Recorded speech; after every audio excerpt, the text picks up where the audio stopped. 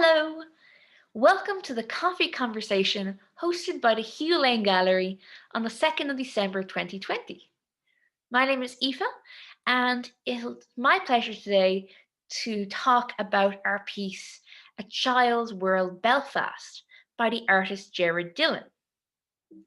Dillon was born and raised on the Falls Road, Belfast, and his work reflects his experiences, both as a child and as an adult in lead up to the Troubles in Northern Ireland. I'm going to minimize myself now so we can focus on the art, but you'll still be able to hear me as we go. Gerard Dillon, affectionately known as Jerry to his family and friends, was a prolific artist who exhibited often and widely throughout his lifetime, as well as being a long-standing committee member of the Irish Exhibition of Living Art. His paintings tend to have a seemingly childlike sophistication, with bold, colourful patterns resulting in eye-catching and memorable work. Dillon had the ability to strip away unimportant elements in a landscape in order to create a two-dimensional representation of space. This, in a lot of ways, became his signature style, often labelled as faux naive. Over the course of his career, he delved into different themes and subject matter, from his work in the west of Ireland following the Second World War to his autobiographical paintings, dealing with themes of death and depicting himself as a Poirot-like figure. Gerard Dillon was preferred to paint places like his native Belfast and the west of Ireland. But unlike other artists around this time, when he painted the west of Ireland, he focused almost entirely on working men and women and on interior scenes. He also enjoyed depicting Belfast life with extreme clarity, painting in a simple but somewhat humorous way. Gerard Dillon was born on the 20th of April 1916 on 26 Lower Clonard Street, Belfast, the youngest of 8 children. His father, Joseph Henry Dillon, was a post office night sorter who had served in the British Army. Dillon was inspired to paint by the illustrations he had seen of Sean Keating's Playboy of the Western World and by the images of the work of Marc Chagall. He left school at age 14, where he was apprenticed to the painting and decorating firm Morris Sullivan on the Falls Road. Dillon later wrote that he had always wanted to paint, but he got a job as art didn't mean work to my people in Belfast when I was growing, so I was sent to serve my time as a house painter, which was the closest he could get. His mother enrolled him for evening classes in the Belfast College of Art briefly, but he disliked the regimentation of formal art classes, resulting in him being a mostly self-taught artist. His earliest work shows his innocent view of life and has a somewhat charming naivete to it. He became friends with a group of artists from around Belfast who would remain close companions for the rest of his life. This group included the brothers George and Arthur Campbell, Arthur Armstrong, and Daniel O'Neill, who, as well as Dillon, became known as the Ulster Group, the Ulster Painters, and the Belfast Painters. In 1934, at around age 18, Dillon left Belfast for London, in spite of his mother not wanting him to go. There, he worked at a number of jobs, working for a decorating firm in London for 5 years, as well as a labourer, a boilerman, a night porter, and an art teacher. He used the money he made from these jobs to purchase art materials and to visit galleries. Working as a house painter made him familiar with paint and brushes and materials, but in his own words, it became a bit boring having to cover large spaces with the one colour only, while my hand was itching to draw and compose. It was only around 1936 that he started seriously working as an artist. Dillon spent the duration of the Second World War here in Ireland largely by accident. He was on a trip back home in 1939 when the war broke out, and the resulting travel restrictions left him stranded in Belfast. During the Blitz in Belfast, Dillon and his friend George Campbell focused their paintings on the crumbling houses and the American soldiers stationed there. But in 1941, Dillon moved to Dublin and became part of the artistic community there. This resulted in, a year later in 1942, the opening of his first exhibition, opened by Manny Jellett at the Country Shop on St. Stephen's Green in Dublin. In the 1940s, he showed works with the Watercolour Society of Ireland, became a member of the Dublin Painters, and Dillon and Daniel O'Neill also took part in the Golden Jubilee exhibition of the Gaelic League in Belfast in 1943. Also while in Dublin, he came across the White Stag Group, who had begun in London in 1935 and reformed in Dublin in 1940 by Basil Rakowski and Kenneth Hall. They would become one of the central pillars of the avant-garde movement in Dublin for a few years.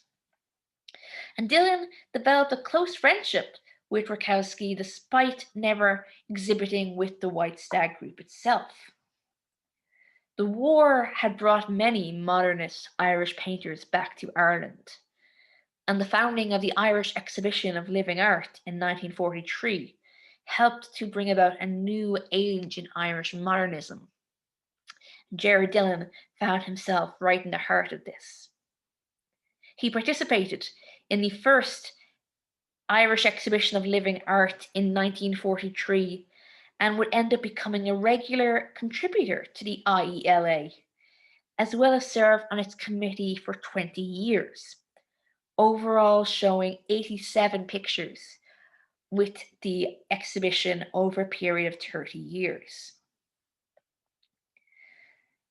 However, after the Second World War ended, Dillon returned to London and lived in the basement flat of his sister's Molly's house on Abbey Road. From then on, he divided his time between Belfast and London.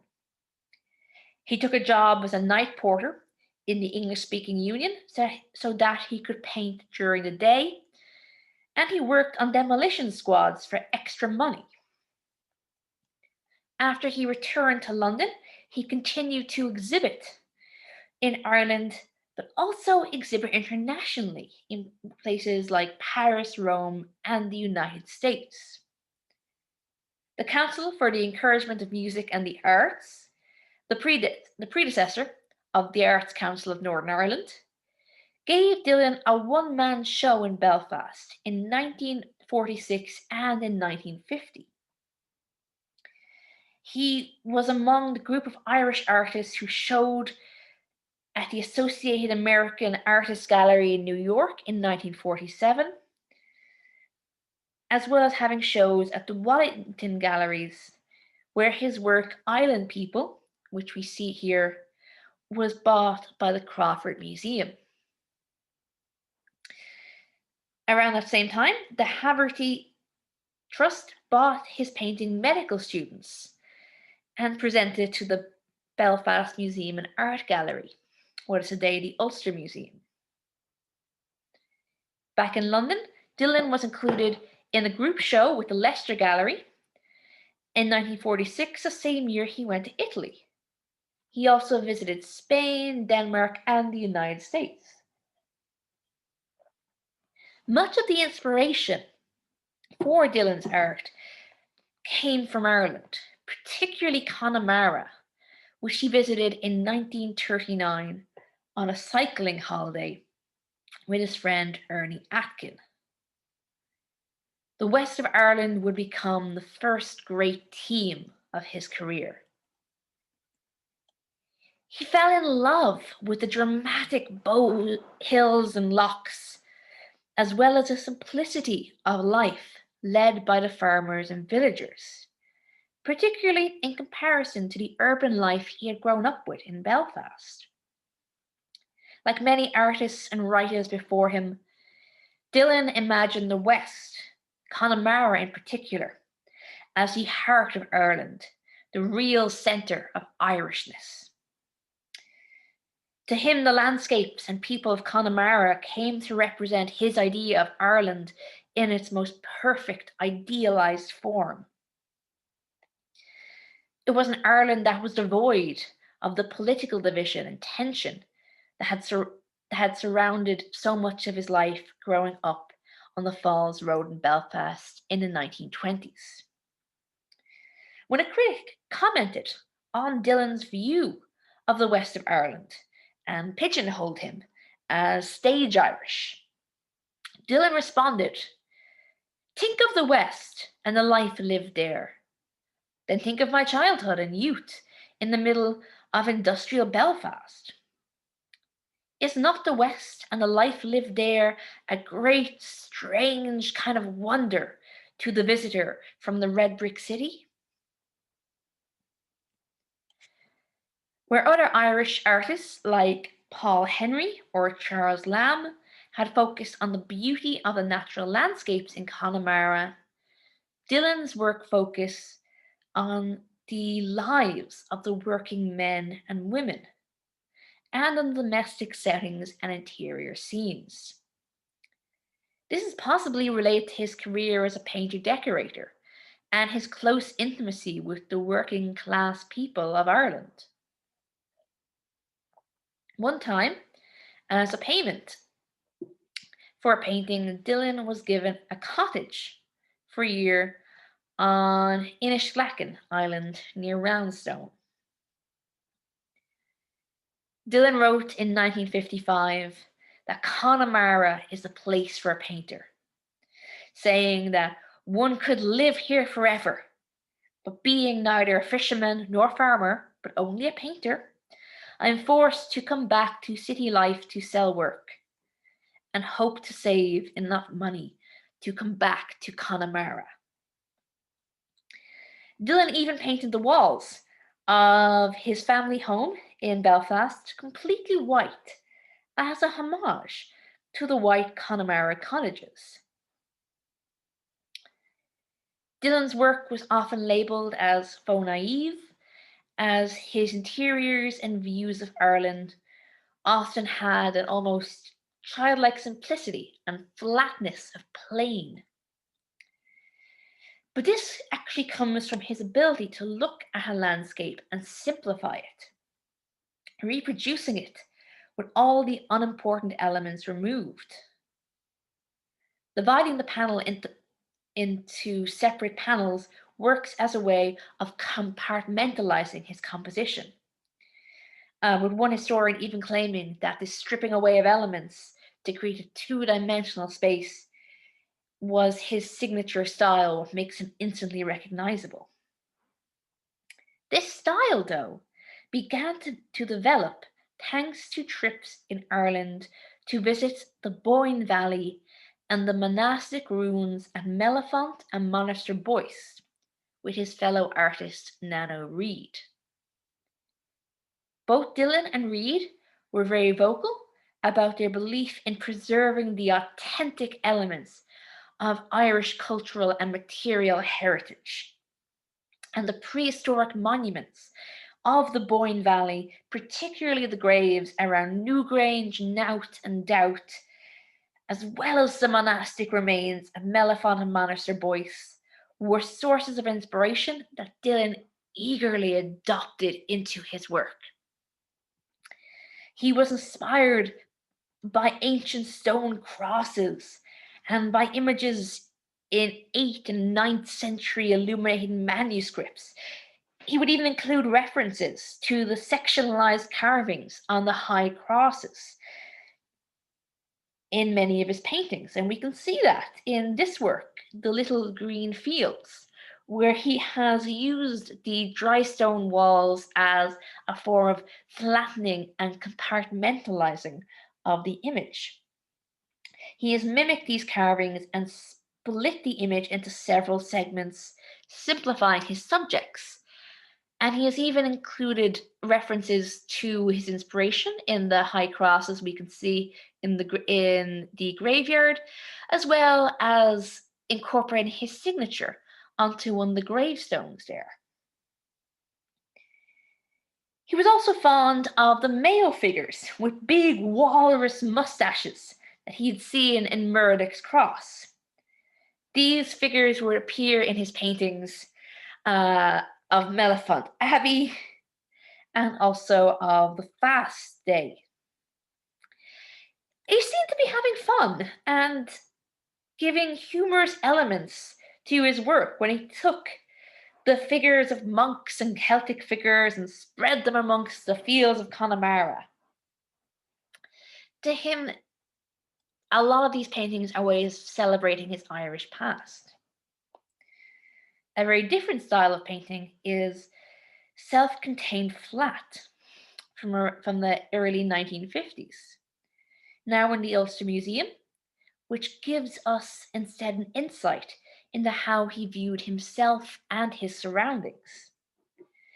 It really is an autobiographical work that revels in the freedom of having a private place to oneself.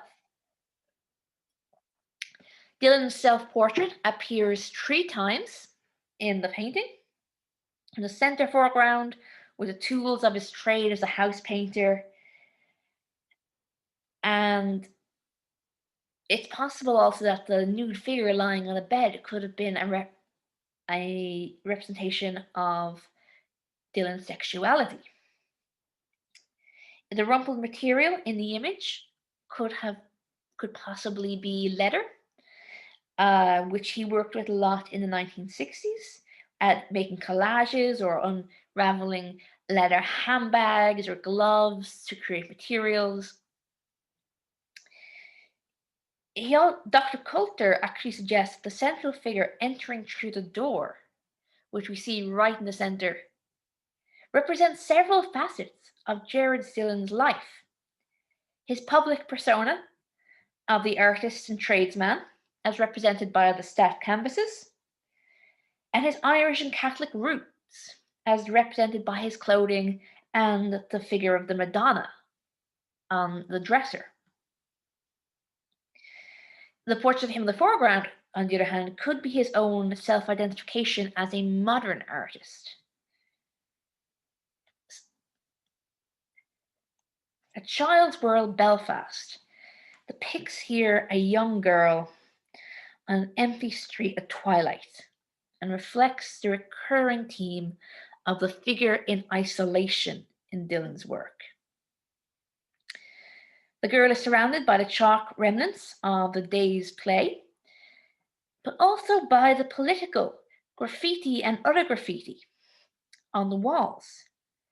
She casts a lonely figure among the hopscotch home, gazing at a drawing of a mother and child done in chalk. It's painted in that naive style that he was quite fond of in his early work.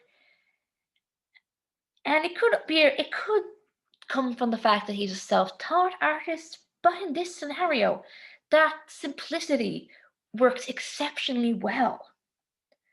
The childlike visage of the image is actually enhanced through his use of flat, bright colors and the simplistic forms that he incorporates. Of course, these flat colors are not necessarily a reference to childhood simplicity. They could also be a homage to Cubism, a contemporary art movement that Dillon was well aware of living in London. Children playing merry-go-round or lamppost games were actually favourite themes among his drawings. He once remarked that he was always trying to see with a child's innocence and sincerity, and his subject matter is often drawn from his own written childhood memories in Belfast, as I believe is the case with A Child's World and Four Lovely Lassies, as we see here. Dillon was born in a large working class family, and their lack of money often limited his ability to purchase art materials. But even when he did not have art materials, he still wrote down his memories and thoughts. And he would use these as sources of inspiration for his paintings later on in life. We can see the young girl standing in the chalk square of the hopscotch game, the same chalk that's been used to draw the pictures and graffiti on the walls. Since Dillon grew up on the Falls Road, which was a firmly Republican area, the wording of graffiti reflects these nationalistic ties. As a child, he was shaped by his mother's powerful nationalism that carried over to his adulthood, where it proved a major influence in his source of subject matter. After the Second World War, many of his subjects refer in some form to ideas of nationality, religion, and the sectarian violence he had grown up around in Northern Ireland. Even when he occasionally depicted English scenes, they still bore the marks of these nationalistic themes. His friend James White once said that he was the only artist who had ever believed was really sincere when he declared he wanted to paint with a child's directness. This sense of nationalism only grew stronger as unrest and violence began to truly grip Northern Ireland. The increase in violence in West Belfast in the 1960s led Dillon to writing a letter to the Irish Times in 1969, expressing his anger as an Irishman and an Ulsterman at the treatment of Catholics by, in his words, that unionist mob. He even invited other artists to join him in withdrawing their works from the Irish Exhibition of Living Art on the final leg of its exhibition from Cork to Belfast around the same period. His work changed a lot towards the end of the 1950s. He began experimenting with an entirely new style of painting, largely by accident. A wall in his garden had collapsed, and while planning to rebuild it, Dillon had accidentally ordered too much sand. He decided to use this extra sand in his paint as a way of creating new textures. He began to move towards extraction, painting with sand, where he would carry out tests to ensure that his paintings would not crack or chip after he fired them in his glass oven. His move towards abstraction was possibly influenced by abstract expressionism and the work being shown in Dublin. But he would not only incorporate sand as texture, he would also incorporate other found objects such as leather handbags or coins. He used bags as materials and subject matter for his work, opening them out and using the bizarre shapes created by the cut leather. He also used cloth sacking, stones, pieces of bone, any object he could get his hands on that would reflect an image to him. Dillon even learned how to use a sewing machine and to hand stitch. He experimented with tapestry and produced the stitched tapestry now in the collection of Bord Fáilte. He also designed book covers for the writer Bill Naughton and his books One Small Boy in the Second Act. And as the 1950s and 60s rolled on, his work became recognized more internationally, with him being chosen to represent Britain in the Pittsburgh International Exhibition of Contemporary Art, and the same year being chosen to represent Ireland at the Guggenheim International Exhibition. He took part in the St. Patrick's Day celebrations in New York in 1952, supervising a large design for the Macy's store. He also exhibited in Paris, Rome, Boston, Massachusetts, Washington, and contributed to an exhibition of 12 Irish artists at the well-known store Lord and Taylor's in New York. He wrote and illustrated several articles for the magazine Ireland of the Welcomes, and when he moved back to Dublin in 1968, he did some design work for the Abbey Theatre, as well as giving lectures at the National College of Art and the Municipal Gallery of Modern Art here today. But the 1960s would prove to be the most challenging period of Dillon's life, as between 1962 and 1966, 3 of his brothers died as a result of heart defects, including his beloved brother Joe. Dillon was then himself diagnosed with a similar heart defect. Both his grief and the realization of the danger his life was in are believed to be inspiration of the masked clown figure that appears in his work. The theatrical figure appears first in the painting as the time passes and appears again and again up until his death in 1971. The clown, and particularly the Poirot figure in white, became fixtures in his later work, expressions of his preoccupation with death. Poirot is essentially a sad clown, and it's a telling indicator of Dillon's state of mind, that the Poirot figure rapidly evolves into his own alter ego. In 1965, he exhibited a painting called The Brothers at the Dawson Gallery of Art, which we can see here. It shows 3 skeletons lying underground in coffins, while a 4th figure, the Poirot, kneels in anguish and grief on the surface. The 3 figures portrayed in the ground represent his 3 recently deceased brothers, and the clown, with his ears to the ground, gave a tragic meaning to what would have been maybe otherwise a bizarre or even humorous work.